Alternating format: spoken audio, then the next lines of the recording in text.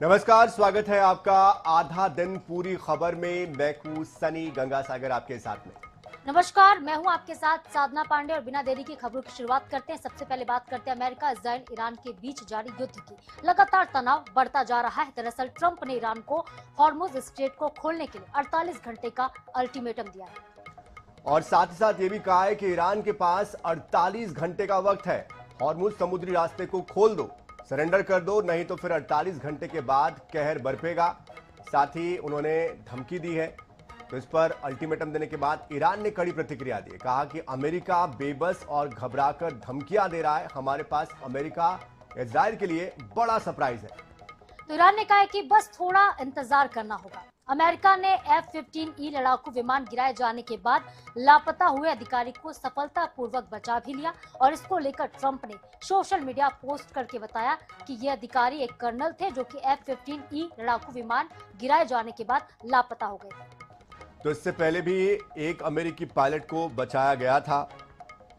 तो अब यहां पर तनाव लगातार बढ़ता जा रहा है। 15E को मार गिराने की बात ईरान कह रहा है और भी कई उनकी मिसाइल्स को, प्लेन्स को मारने की बात कही जा रही है।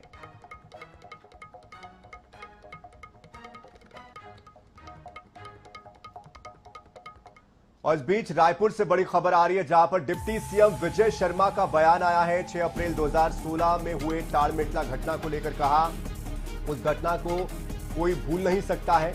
ऐसी घटनाओं को अंजाम देने वाले लोग न्यूट्रलाइज हो चुके हैं। कांग्रेस को नक्सलवाद के संदर्भ में एक भी शब्द बोलने का अधिकार ही नहीं है। कांग्रेस के जेब में रखे हुए सबूत लेकर वो घूमते रह गए। तो ये जो तंज कसा जा रहा है डिप्टी सीएम विजय शर्मा की तरफ से, वो पूर्व मुख्यमंत्री भूपेश बघेल के लिए भी है, क्योंकि वो कह रहे थे कि जीरम का सबूत उनके पास है और सबूत ना पेश कर पाना ही कहीं ना कहीं देखिए अब सियासत को बढ़ा रहा है और ऐसी घटनाओं को अंजाम देने वाले लोग न्यूट्रलाइज हो चुके हैं। ये कहना है विजय शर्मा का। और कांग्रेस को इस मुद्दे पर बात करने का अधिकार नहीं है। कांग्रेस को नक्सलवाद के संदर्भ में एक भी शब्द बोलने का अधिकार नहीं है। बड़ा बयान विजय शर्मा का। बिल्कुल जाहिर सी बात है, ताड़मेटला का जो कांड हुआ था जिसमें कि कई लोगों की जान गई थी, उसके बाद ये आ चुकी बरसी का दिन भी है। ऐसे में 82 जवान जब निकले थे सर्चिंग के लिए, उस दौरान नक्सलियों ने हमला कर दिया था और उसके बाद कई लोगों के परिवार उजड़ गए थे। 76 जवानों ने अपनी शहादत दी थी और लगातार इस मामले पर राजनीति पहले भी होती रही है, अब भी इस पर राजनीति फिर से होती हुई दिखाई दे रही है।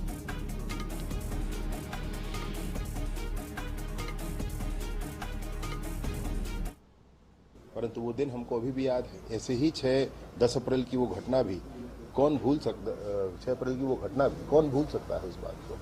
ताड़मेटला तो भारत के इतिहास की वो सबसे दुर्दांत घटना थी, जिसको आज भी याद करके मन सिहर उठता है। हमारे सारे ही आर्म्ड फोर्सेस के लोगों के बीच इस बात की चर्चा होती है, लेकिन अब ये तय है, ये हम सब ने देखा है कि ऐसे सारे ही घटनाओं को अंजाम देने वाले लोग या तो न्यूट्रलाइज हो गए हैं और या पुनर्वास करके उन्होंने भारत का संविधान थाम लिया है, हथियार छोड़ चुके हैं। तो इसका जो मास्टरमाइंड इस घटने का बताया जाता है वो हिडमा को कहा जा रहा था और हिडमा को मार गिराया गया। यही वजह है कि देखिए अब इस तरह के बयान भी निकलकर सामने आ रहे हैं कि हमने लगभग नक्सलियों को या तो खत्म कर दिया या तो न्यूट्रलाइज कर दिया है। कांग्रेस के जेब में रखे गए सबूत घूमते ही रह गए।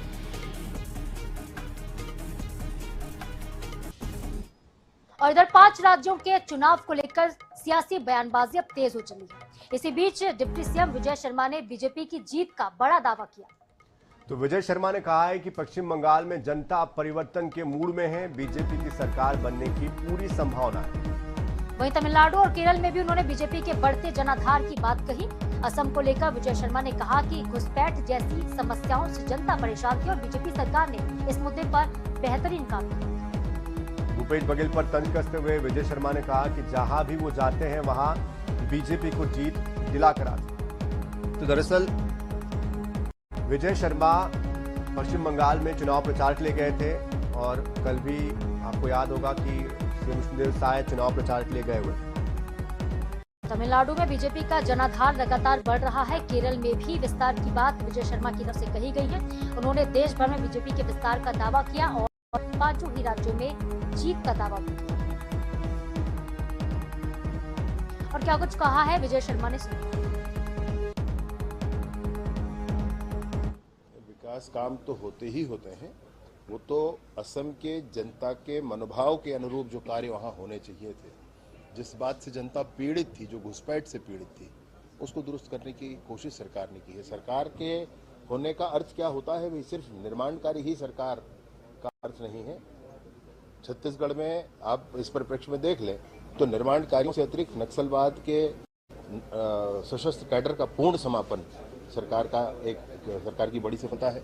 निर्माण कार्य से इतर धर्म स्वातंत्र अधिनियम लेकर के आना और ऐसे सारे ही अभियानों को जो छत्तीसगढ़ में डेमोग्राफी चेंज करने वाला है उसको खत्म कर लेना, यहाँ पर घुसपैठियों को कान पकड़ करके बांग्लादेश वापस भेज देना, ये भी काम सरकार के। मध्य प्रदेश में अनूपपुर जिले के कोतमा में शनिवार को बड़ा हादसा हो गया। बस स्टैंड के पास स्थित 4 मंजिला अग्रवाल लॉज अचानक से गिर गया। इस हादसे में 3 लोगों की मौत हो गई जबकि 3 लोग घायल हो गए। तो घायलों को शहडोल के मेडिकल कॉलेज में ट्रीटमेंट के लिए भर्ती करवाया गया। इस घटना के बाद मंत्री दिलीप जायसवाल और दिलीप अहिरवार मौके पर पहुंचे और जांच के निर्देश दिए हैं। मुख्यमंत्री डॉक्टर मोहन यादव ने भी इस हादसे पर दुख जताया और मृतकों के परिजनों को आर्थिक सहायता देने का ऐलान किया। तो मृतकों के परिजनों को मुख्यमंत्री स्वेच्छा अनुदान से 4-4 लाख रुपए, संबल योजना के अंतर्गत 4-4 लाख रुपए और रेड क्रॉस के जरिए 1-1 लाख रुपए की आर्थिक सहायता प्रदान करने के निर्देश दे दिए गए हैं। इसके अलावा घायलों को मुख्यमंत्री स्वेच्छा अनुदान से 2-2 लाख रुपए, रेड क्रॉस सोसाइटी की तरफ से 50-50 हजार रुपए की राशि दी जाएगी। तो मुख्यमंत्री ने कहा है कि राज्य की सरकार प्रभावित परिजनों के साथ खड़ी है। तो तस्वीरें भी आप देखिए, जब ये बिल्डिंग गिरी, जब इमारत गिरी, उस वक्त जो धूल का गुबार है वो चारों तरफ नजर आया।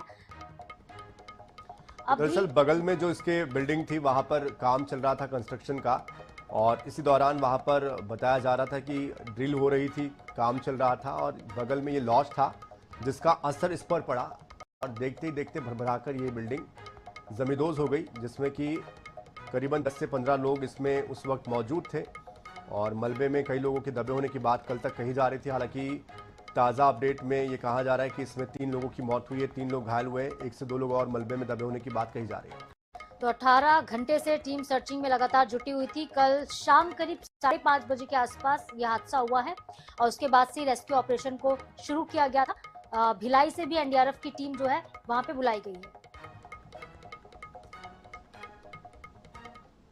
इस वक्त हम अनूपपुर जिला के कोतमा क्षेत्र में खड़े हुए हैं, जहां पर बीती शाम और जहां पर एक अग्रवाल लॉज हुआ करता था।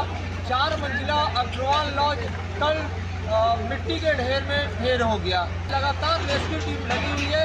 अब तक 6 लोगों को रेस्क्यू किया गया है, शहडोल मेडिकल कॉलेज में भर्ती कराया गया है एवं उपचार जारी है। वहीं 3 लोगों की मौत की पुष्टि कर दी गई है। अभी थोड़ी ही देर पहले एक महिला का शव बरामद किया गया है, जिसमें 3 लोगों की मृत्यु अब तक हो चुकी है। एक महिला और 2 पुरुष की पुष्टि हो चुकी है कि इनकी मौत हो चुकी है। इसके बावजूद लगातार रेस्क्यू एनडीआरएफ की टीम जो भिलाई और बनारस यूपी से आई हुई है, उनके द्वारा जेसीबी के माध्यम से किया जा रहा है। सूरजपुर में जली हालत में मिली नाबालिग की रायपुर ले जाते वक्त मौत हो गई है। दरअसल सूरजपुर में पासंग नाले के पास शनिवार को एक नाबालिग 95% जली हालत में मिली थी। रविवार के दिन मंत्री लक्ष्मी राजवाड़े ने पीड़ित नाबालिग के घर जाकर मुलाकात की है, हर संभव मदद का भरोसा दिया है। राजवाड़े ने नाबालिग को एम्बुलेंस से रायपुर भेजने, आरोपियों पर सख्त कार्रवाई करने के निर्देश भी दिए। लेकिन नाबालिग ने रायपुर ले जाते वक्त रास्ते में ही दम तोड़ दिया। बता दें आपको कि नाबालिग को राहगीरों की जानकारी पर पुलिस ने अस्पताल पहुंचाया था। घटना की वजह का खुलासा फिलहाल नहीं हुआ है। गोरखनाथपुर में आपके साथ लड़की वाला जी घटना घटा है, तो उसको तो हॉस्पिटल ले गए हैं। जी उसको रायपुर रेफर कर दिए हैं।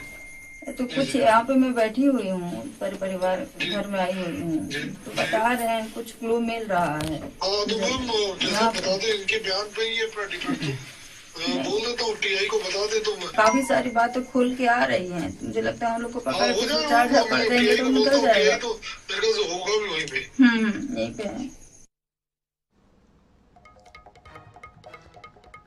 तो देखिए जिस तरह का ये मामला सामने आया है, इसके बाद इस मामले से परिवार जहां आहत है, दुखी है, तो वही इसके पीछे क्या कारण थे, कौन लोग थे, ये अब तक स्पष्ट नहीं हो पाया है। अधजली हालत में ये लड़की मिली थी, नाबालिग ये बताई जा रही है। शुरुआती तौर पर जानकारी ये भी आ रही है कि ये 17 वर्षीय छात्रा थी और अपने किसी साथी के साथ ये 95% जली स्थिति में, अधजली स्थिति में मिली थी।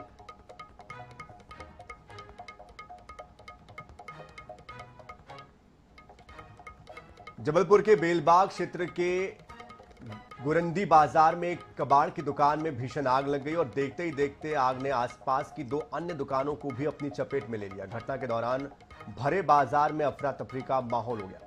तो संकरी गलियां और भारी भीड़ होने की वजह से दमकल के कर्मचारी आग को बुझाने के लिए मशक्कत करते नजर आए। आग के दौरान दुकान में 2 धमाके भी हुए, जिससे लपटें और ज्यादा तेज हो गई।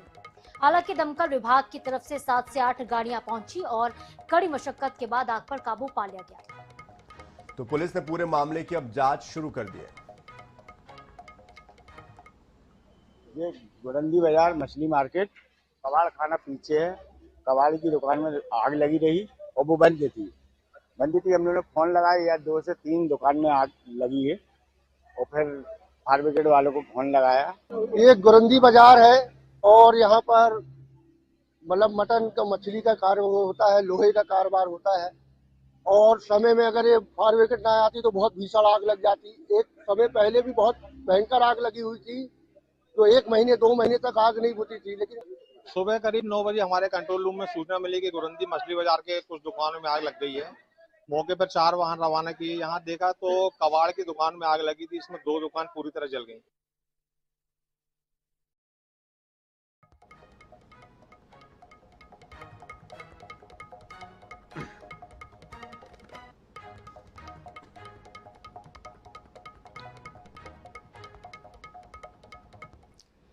और बड़ी खबर सिवनी से आ रही है, जहां पे बरघाट में सराफा व्यापारी से लूट हो गई है। करीब 80 लाख रुपए की लूट हुई है। 300 ग्राम सोना, 25 किलो चांदी और 2 लाख रुपए कैश लूट कर आरोपी फरार हो। तो रात में दुकान बंद कर घर के लिए जाने की तैयारी में थे व्यापारी और इसी दौरान वारदात को अंजाम दिया गया। घटना से पूरे इलाके में सनसनी फैल गई है। बरघाट और अरी थाना पुलिस आरोपियों की तलाश में जुटी हुई है। व्यापारी सुनील महाजन से पुलिस पूछताछ कर रही है। तो बड़ी खबर सिवनी से, जहां पे एक व्यापारी के साथ लूट की वारदात हुई है। तस्वीरें भी आप देखिए। सुनील महाजन व्यापारी जिनसे पुलिस पूछताछ कर रही है। सिवनी के बरघाट में एक सराफा कारोबारी से लूट हुई, लाखों रुपए की लूट हुई। तो करीबन 80 लाख रुपए की लूट कही जा रही है। 300 ग्राम सोना, 25 किलो चांदी, 2 लाख कैश दुकान बंद करने के बाद अपने साथ वो ले जा रहे थे। और जिस तरह से वारदात हुई है, इससे अंदाजा तो यही लगाया जा सकता है कि पहले रेकी की गई होगी और रेकी करके ये ध्यान रखा गया होगा कि कैश कितना वो ले जाते हैं, रोज कैसे ले जाते हैं। उसके बाद वारदात को अंजाम दिया गया। हालांकि वहां लगे सीसीटीवी कैमरे में ये पूरी वारदात कैद हो गई है। फिलहाल इसमें आगे जांच की जा रही है। तो बिल्कुल कैमरे में आरोपी भी कैद हुए हैं और ऐसे में पहचान करना थोड़ा आसान भी हो चुका है। देखना होगा कि कब तक कार्रवाई पुलिस इस पर करती है। और इस पूरी खबर पर अधिक जानकारी के लिए हमारे साथ हमारे संवाददाता जितेंद्र बकोड़े भी जुड़ चुके हैं। जितेंद्र, जिस तरह की ये घटना है, इससे तो शुरुआती दौर पर यही लगता है कि किसी ने पहले रेकी की है और उसके बाद घटना को अंजाम दिया। क्या किसी पर शक जताया गया, किसी की गिरफ्तारी हो पाई है? कल से अब तक कोई इसमें अपडेट हो पाया है? जी, मैं आपको बताना चाहूंगा कि अज्ञात जो लुटेरे हैं वो उनकी संख्या 2 बताई जा रही है। जिस तरीके से व्यापारी का कहना है कि उन्होंने दुकान बंद की है तकरीबन रात के 8 बजे और उसके बाद अपने दुकान का सामान वो अपनी कार पे रख रहे थे और इसी के दौरान एकदम से वो पीछे मुड़ते हैं अपनी दुकान पे ताला लगाने के लिए। तभी 2 अज्ञात बदमाश आते हैं और वो उनका गाड़ी से जो है सोने चांदी और नकदी से भरा बैग लेके निकल जाते हैं। बरघाट थाना पुलिस को सूचना मिलती है, मौके पे पुलिस पहुंचती है, लेकिन तब तक जो अज्ञात चोर मौके से फरार बताए जाते हैं। अरी थाना पुलिस और बरघाट पुलिस इस पूरे मामले पे जांच में जुटी हुई तलाश कर रही है, लेकिन अभी तक इनका कोई सुराग अभी मिल नहीं पाया है। जी तो ठीक है जितेंद्र, पुलिस फिलहाल जांच कर रही है लेकिन सुराग नहीं मिल पाया है। आप नजरें बनाए रखिएगा इस खबर पर, जो भी अपडेट होंगे हम आपसे लेते रहेंगे। बहुत शुक्रिया फिलहाल आपका। तो 300 ग्राम सोना, 25 किलो की चांदी और 2 लाख रुपए कैश की लूट हुई है। रात में दुकान को बंद करके जब ये व्यापारी अपने घर की तरफ निकलने वाले थे उसी वक्त उनके साथ लूट हो जाती है। इस पूरी घटना के बाद लोगों में आक्रोश भी देखने को मिल रहा है और सुरक्षा को लेकर एक उनके मन में सवाल भी उठने लगे हैं कि इस तरह से वारदात अगर होती रही तो आम जो नागरिक हैं उनकी सुरक्षा खतरे में है, उनका सामान लूटा जा रहा है, कहीं ना कहीं बदमाशों के हौसले बुलंद होते जा रहे हैं। बिल्कुल जाहिर सी बात है, 80 लाख रुपए की लूट ये बताई जा रही है। चलिए बढ़ते आगे। अंबिकापुर में 3 अप्रैल को कोतवाली थाना क्षेत्र के महामाया प्रवेश द्वार के पास एक अधेड़ महिला का खून से लथपथ शव मिला है। पुलिस ने बताया कि महिला की ही प्रेमी ने उसे रेप के बाद सिर पर पत्थर से कुचलकर उसकी हत्या कर दी और उसके बाद उसके प्राइवेट पार्ट में प्लास्टिक की बोतलें भी डाल दी। पोस्टमार्टम रिपोर्ट में खुलासा हुआ है कि महिला की 12 पसलियां टूट गई, हड्डियों के टुकड़े हो गए थे, फेफड़ा और दिल फट गया। तो सिर की भी जो 3 हड्डियां थी वो भी टूट गई है। इस बेरहमी से मारा गया है, गला दबाया गया है। हत्या से पहले का एक सीसीटीवी फुटेज भी अब सामने आ गया है जिसमें कि महिला और आरोपी एक साथ दिखाई देते हैं। तो बता दें आपको कि करीब 10 साल पहले महिला के पति की मौत हुई। इसके बाद वो आरोपी के संपर्क में आई और इस घटना के बाद अब सियासत भी हो रही है। पूर्व डिप्टी सीएम टीएस सिंहदेव आरोपी को फांसी देने के लिए मांग कर रहे हैं। वहीं महिला कांग्रेस ने भी शनिवार को रैली निकालकर प्रदर्शन किया है। 11 मीटर श्वेत साड़ी में लोगों के हस्ताक्षर किए गए हैं, समर्थन जुटाया गया है। जिस तरह से जघन्य हत्याकांड सामने आया है, जो घटना सामने आई है, ये बेहद शर्मसार कर देने वाली वारदात है। पहले रेप किया, उसके बाद पत्थर से बेरहमी से कुचला और प्राइवेट पार्ट्स में प्लास्टिक की बोतल और अन्य सामग्री डालने की कोशिश की और निर्भया कांड की तरह ही बेरहमी से महिला को मौत के घाट उतारा गया है।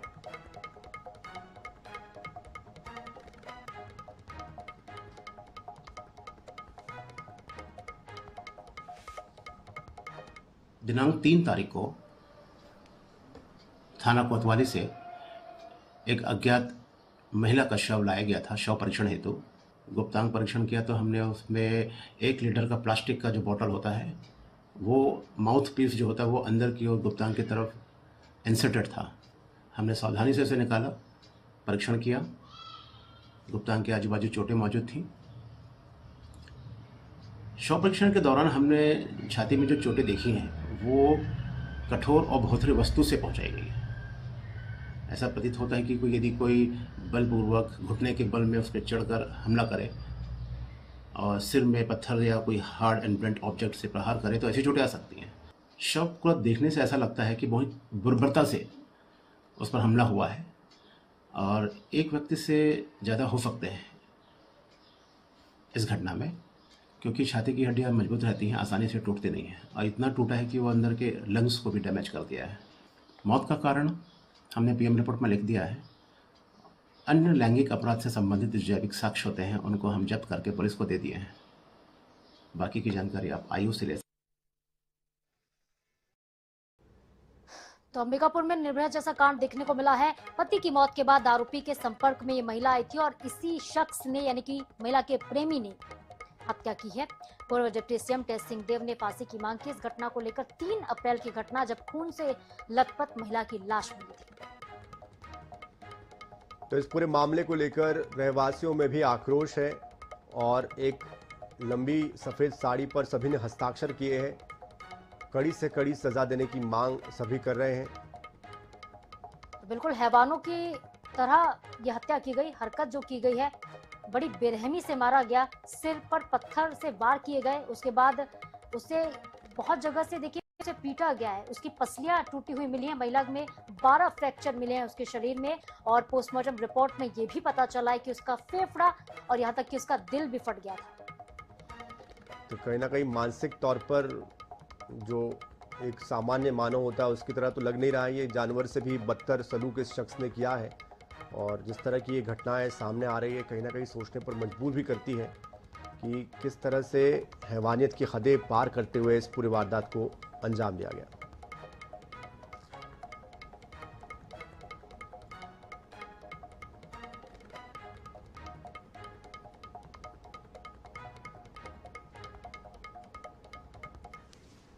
इधर ग्वालियर के रॉक्सी पुल में महिला ने एक युवक पर पहचान छिपाकर प्रेम जाल में फंसाने और शारीरिक संबंध बनाने का आरोप लगाया है। तो महिला के अनुसार उसके पति की मौत के बाद समीर खान ने रवि ठाकुर बनकर महिला के साथ दोस्ती की और फिर शादी का झांसा देकर उससे शारीरिक संबंध बनाए।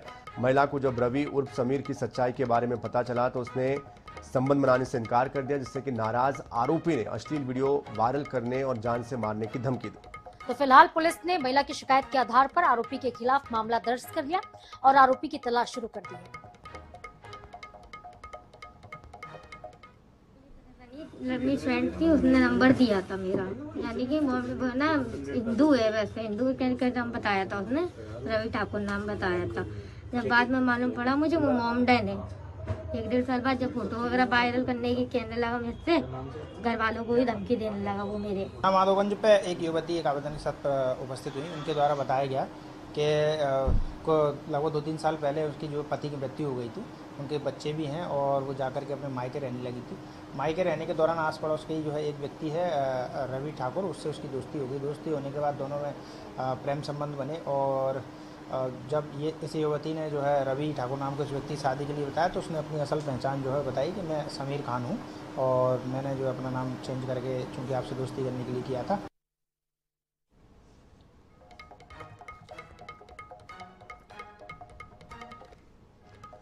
मध्य प्रदेश में अचानक मौसम का मिजाज बदला है।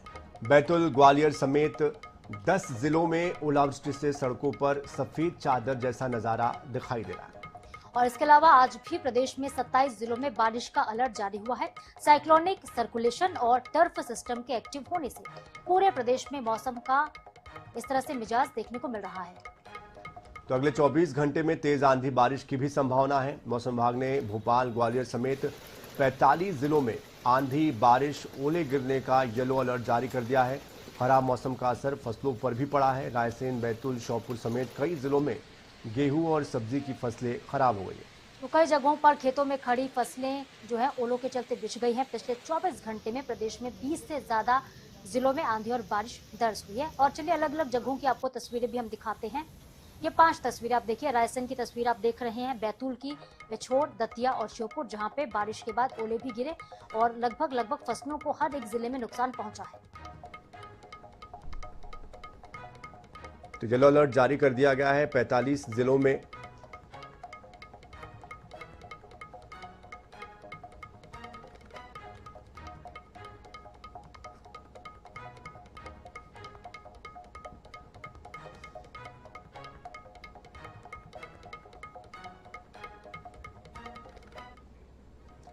तो इसी के साथ इस बुलेटिन में फिलहाल इतना ही, लेकिन खबरों का सिलसिला आगे भी जारी रहेगा। आप बने रहिए NH के साथ।